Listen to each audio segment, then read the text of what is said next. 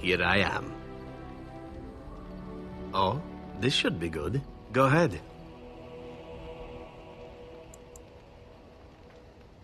I know little enough of the Dalish other than the fact that my mother was one, or so I was told. She had fallen in love with an elven woodcutter and accompanied him back to the city, leaving her clan behind for good. And there, of course, the woodcutter died of some filthy disease and my mother was forced into prostitution to pay off his debts. Oldest tale in the book.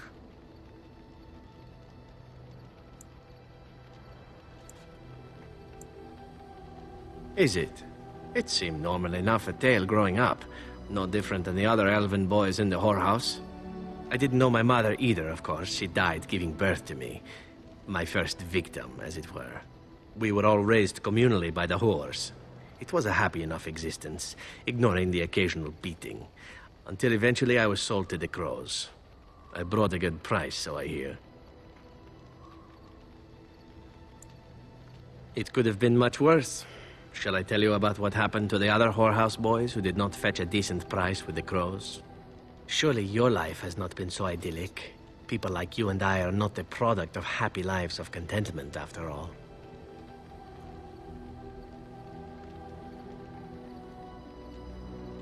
My original point is that my mother's Dalish nature was always a point of fascination for me. Through all the years of my crow training, the one thing of my mother's that I possessed was a pair of gloves. They were of Dalish make, I knew that much, and beautiful. I had to keep them hidden, of course, as we were not allowed such things. Eventually, they were discovered, and I never saw them again.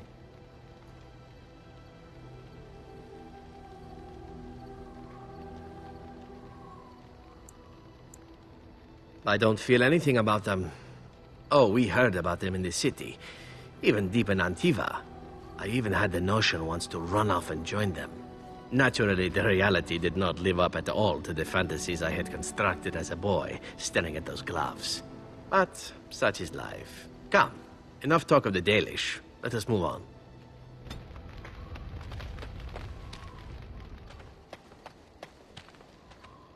What's on your mind? I have always had an affinity for the spirits of the Fade. As a child, I never feared my dreams because I knew they were there.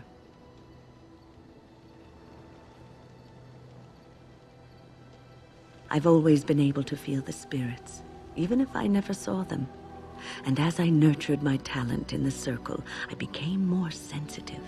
I began to notice every time I was in the Fade, whether it was in a dream or in magical practice, that I was being watched. I suppose they must.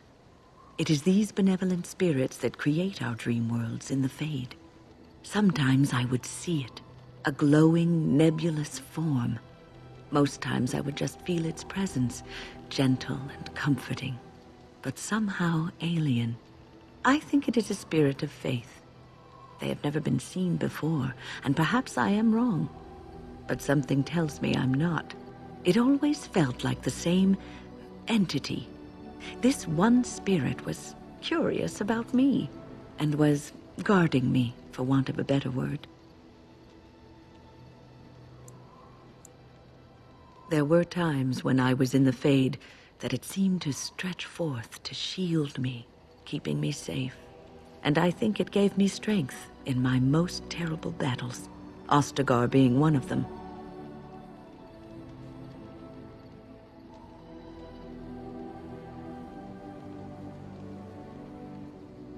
I don't know why I was chosen. Perhaps it knew that there was something more that lay in store for me. I like to think that I was given a rare chance, and I'm going to make the best of the time so generously given to me.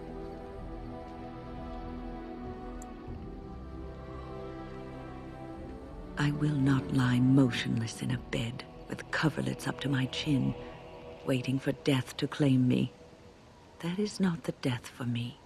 And so I will fight alongside the Grey Warden, and help prepare him for the task that is yet before him. So you had better listen to me, because I swear, if I should fall before the end and you don't seem to be doing things properly, I'll get up again to give you a good finger-wagging. You know, I think you'll be all right, even without my help.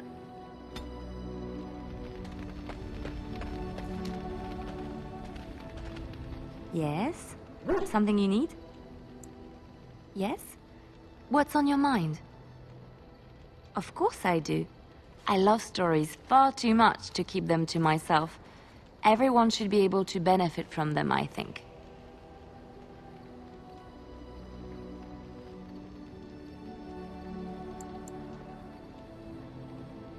I know one, told to me by my mother a long time ago. It always chilled me to the bone. Maybe you have heard of Flemeth?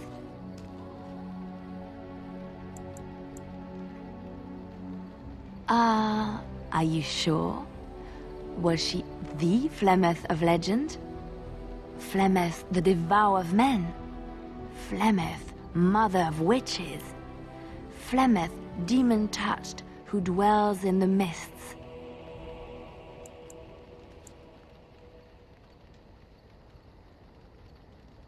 Ferelden mothers scare their daughters with talk of Flemeth.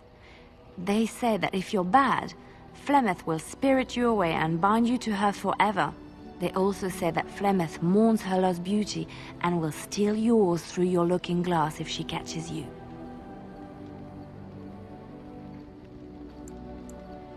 Flemeth's beauty was known throughout the land. She had hair like unto a moonless night, skin as pale as winter's first snow, and eyes as beautiful and perilous as the sea. When she came of age, she came to the attention of the Lord of Highever, Conobar, and he took her for his wife. Conobar soon learned that his young bride had the gift of magic. He kept this a secret, for he feared that she would be taken from him. Flemeth stayed with Conobar for some years, and with his blessing, she practiced her art. And then one day, a young poet named Osen came to the castle. Flemeth was captivated by Osen's voice, and he by her beauty, and they fell in love. Flemeth longed to be with her true love, and she and Osen fled from Conobar's lands, seeking refuge in the Kokari wilds with the Chasing tribes. They lived there happily for many a year, till the day Flemeth received news that Conobar was dying and longed to see her face one last time. Flemeth's heart swelled with pity for the man who once was her husband, and begged Osen to return to Conobar's side with her. But when Flemeth and Osen entered Highever, they were captured by Conobar's men, and Osen was slain in front of Flemeth's eyes. Flemeth was imprisoned in the highest tower of the castle, there to await Conobar's judgment on her. Distraught at the loss of her love, Flemeth plotted revenge against her husband. She summoned a fey demon, intending for it to wreak vengeance on Conobar. But a spell went awry. The demon possessed Flemeth. Turning her into an abomination, the halls of the castle ran red with blood as Flemeth slaughtered Conobar and all his men. The last of Flemeth's humanity melted away, and at dawn, she stole back to the wilds to plot and scheme for 100 years. They say she took to her side many Chasing men, and with their help, begat her daughter witches, who even now prowl the dark places of the Kokari wilds.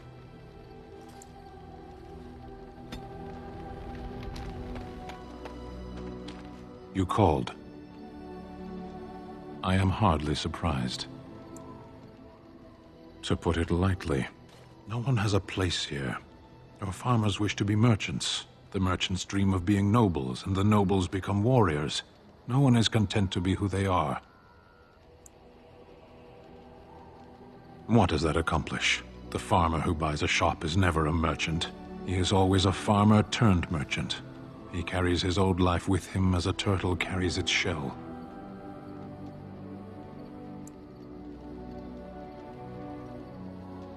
Meant by whom?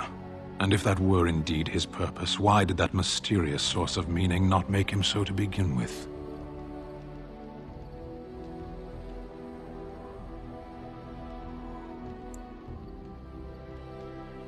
You can learn to find it in doing your duty, in serving your people. There is no need to search for it. Shall we move on? As you wish.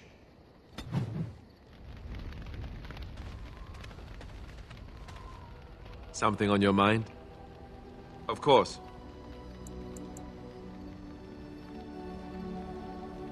I didn't know them for very long, but I guess it was longer than you. You never met them all, did you? They were quite a group. Actually, they felt like an extended family, since we were all cut off from our former lives. We also laughed more than you'd think. There was this one time... Well, you probably don't want to hear stories about men you didn't know. There was one Grey Warden who came all the way from the Anderfels. What was his name? Gregor. He was a burly man with the biggest, fuzziest beard you've ever seen. And the man could drink.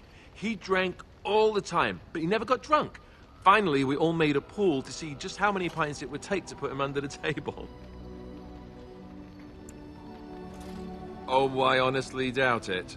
You might have tried, but this fella had a supernatural constitution, I swear. Anyhow, we never did find out. He said he'd drink a pint for every half pint that the rest of us drank. He was still going by the time the rest of us were passed out. I'm told that Duncan walked in later on and saw us all passed out from one end of the hall to the other, and Gregor still drinking. Duncan laughed until he nearly... Until... Yes, I suppose so. I thought I was done with this, but it just struck me that I have nothing to remember Duncan by, nothing at all. There's no body, not even a token of his that I could take with me. That must sound really stupid to you. I just would have liked something of his to take with me, that's all. Well, there's no use in moaning about it, is there? He's gone. Let's just go.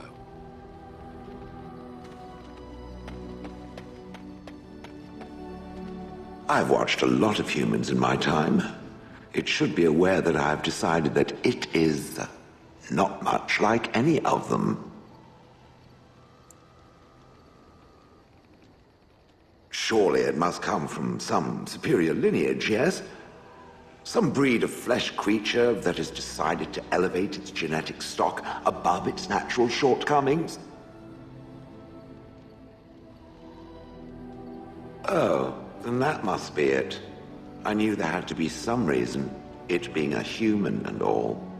I would appreciate if it didn't spread around that I said anything. Humans might start to get the wrong idea. They might start thinking their race is not completely hopeless. Indeed, can it imagine the horror? Oh. Now, let us crush something into a fine paste before it starts to think I've gone all soft. Perish the thought.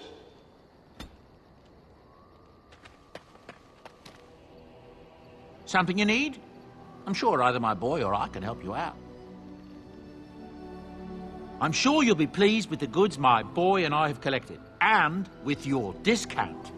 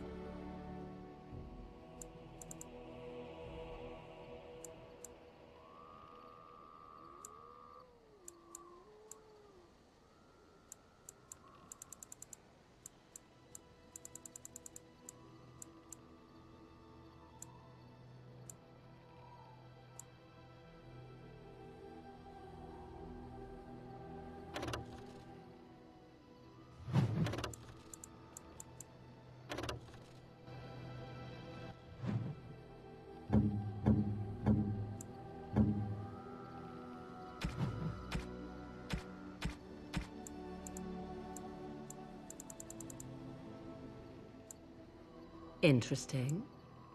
Interesting.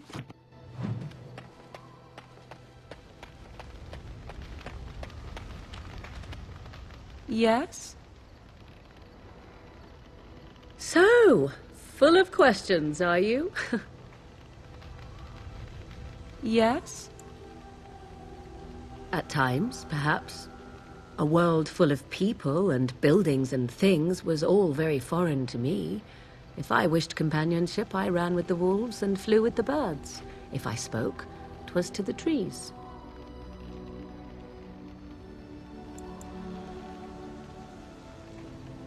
Such simple pleasures will only enthrall for so long. I recall the first time I crept beyond the edge of the wilds. I did so in animal form, remaining in the shadows and watching these strange townsfolk from afar. I happened upon a noblewoman by her carriage, adorned in sparkling garments, the likes of which I had never before seen. I was dazzled. This, to me, seemed what true wealth and beauty must be. I snuck up behind her and stole a hand mirror from the carriage.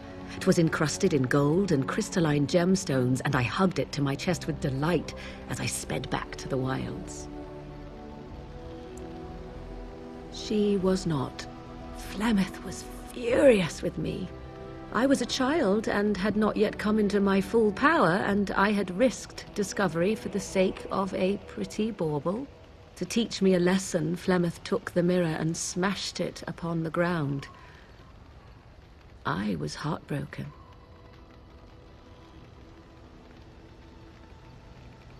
And a foolish one. Flemeth was right to break me of my fascination. Beauty and love are fleeting and have no meaning. Survival has meaning. Power has meaning. Without those lessons, I would not be here today, as difficult as they might have been.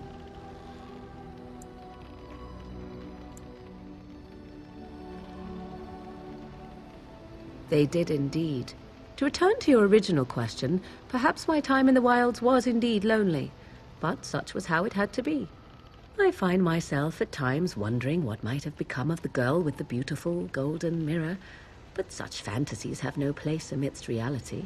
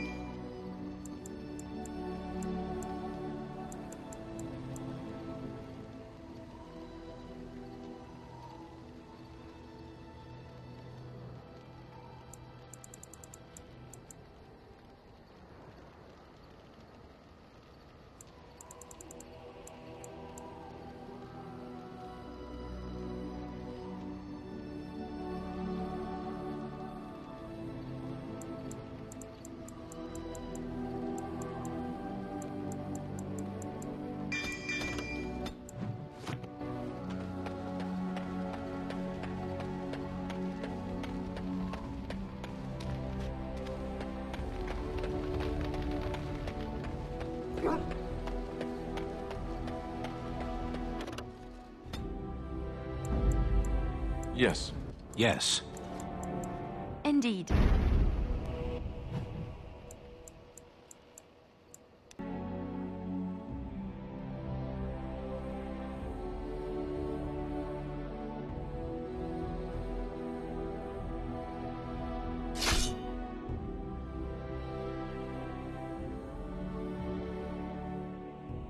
Time for more practice.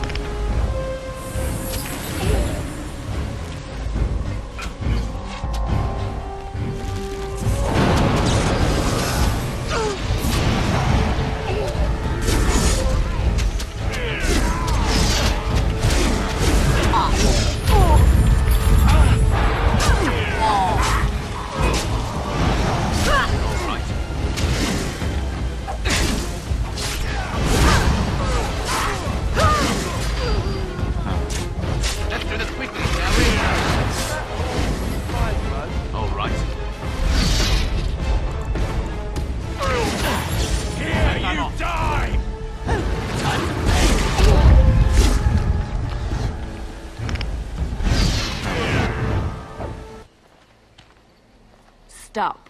Don't kill him. He is no common bandit. None of them were. Their weapons and armor are of fine make, and they are well trained. You know what I'm talking about, don't you? Who are you? Someone who regrets taking you on. I was told it would be an easy job. Kill the little red-haired girl. Deal with the others as we pleased. Kill the...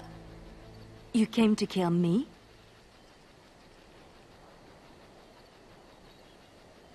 I don't pay to ask why someone wants someone else dead. I just need to know what to do and where to get my money. Ha! Money. I'll be lucky to get away with my life, it seems.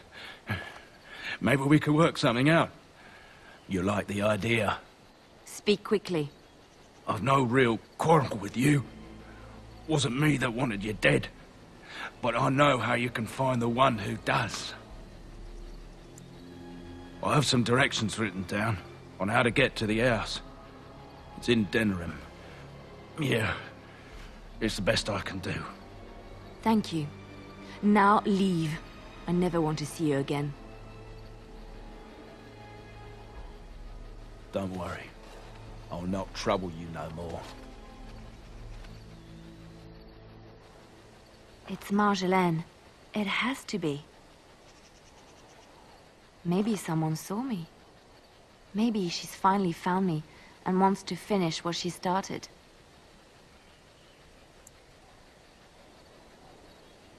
She needs to answer for what she's done to me.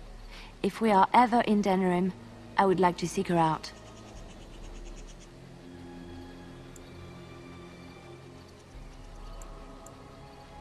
Perhaps it's time to settle this score for good.